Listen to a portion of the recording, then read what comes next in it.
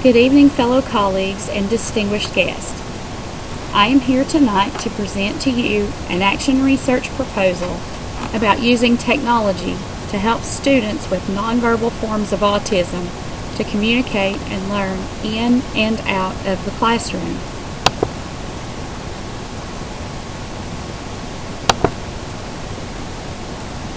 The purpose of this study is to explore the impact of students with autism spectrum disorders using the iPad and apps as a means of communication. Communication is a vital aspect of learning, and these children have difficulty in expression of emotion, social interaction, and communication skills. So finding a means to help these students achieve a higher level of learning is my goal as a special education teacher. Students with ASD typically have a difficult time with social interaction and challenges in communicating. Depending on the severity of their autism spectrum disorder, these skill sets can be hindered greatly. Some students with ASD are nonverbal, making communication difficult to non-existent. These children exhibit outbursts, disruptive behavior, loss of control in certain situations. So being able to help them express their feelings and or their needs would be of great benefit to these children. Providing a means for them to learn and communicate would be a doorway to expanding their learning potential.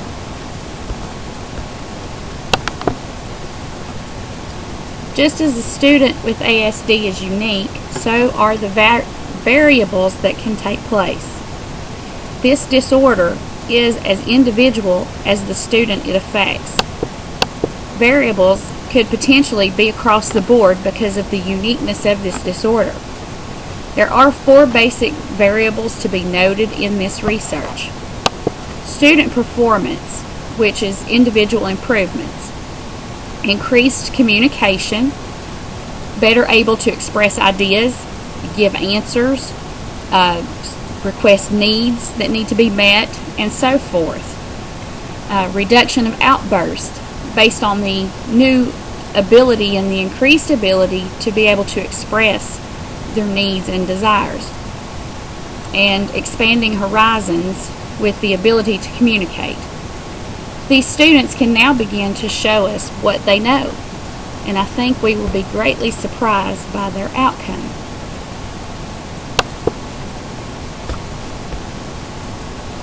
Advances in technology have given us the opportunity to create individual learning environments for students in special needs circumstances. Taking advantage of devices, whether simple or complex, can establish and foster a love for learning, even in the most difficult of situations. Students that were once considered unteachable or even unreachable are now able to have a fighting chance at a learning experience. Merging creative means of learning with available technology into a special education classroom is changing the face of education opportunities. With assistive technology devices such as these tablets and apps, these students can now learn to express what they are feeling or needing and can begin to communicate with those around them.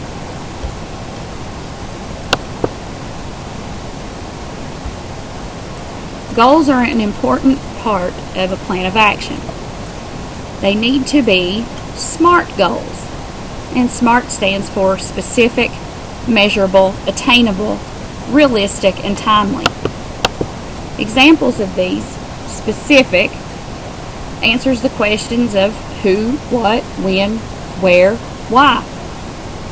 Measurable establishes criteria for measuring that success. Attainable, how do we make it happen? What steps can be taken? Realistic. To be realistic, the goal must represent an objective toward which you are both willing to and able to work. And timely means that it falls within a reasonable time frame. This could be, a 6 weeks grading period, a semester, even a full school year.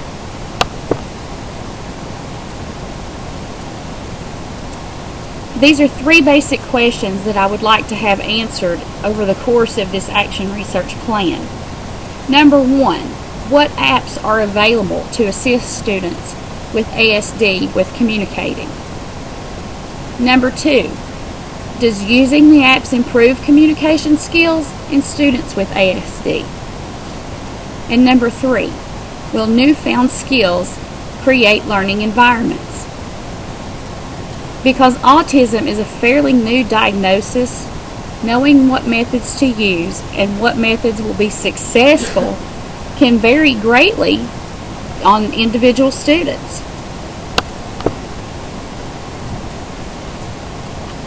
There are 2 basic kinds of data that can be collected.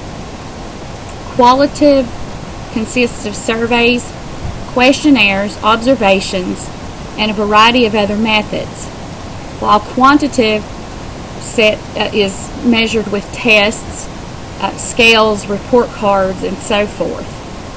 Both types of data are equally important to research, and as you see in the chart, I have used 3 different collection tools for each research question, as well as giving justification for using that measure. So with question 1, what apps are available to assist students with ASD with communication? And of course we can use the internet store, we can use surveys, research sites, scholarly journals. And the reason that we use these is it's important to find the best apps possible to use with these students. Finding the best for your money that's user-friendly and the most beneficial app is critical.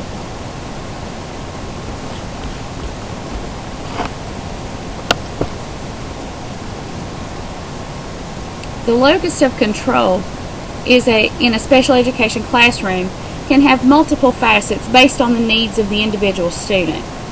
In focusing on students with nonverbal ASD, some students may require more of the teacher's time and energy to meet a desired goal than others.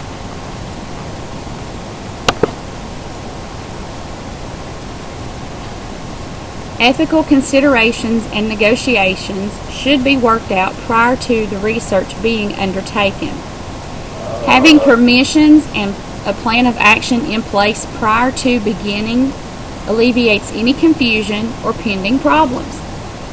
Ensuring students have autonomy and confidentiality should be top priority. Parents should know in the beginning what is expected, to be able to ask questions and get answers, and to understand the consequences prior to becoming involved.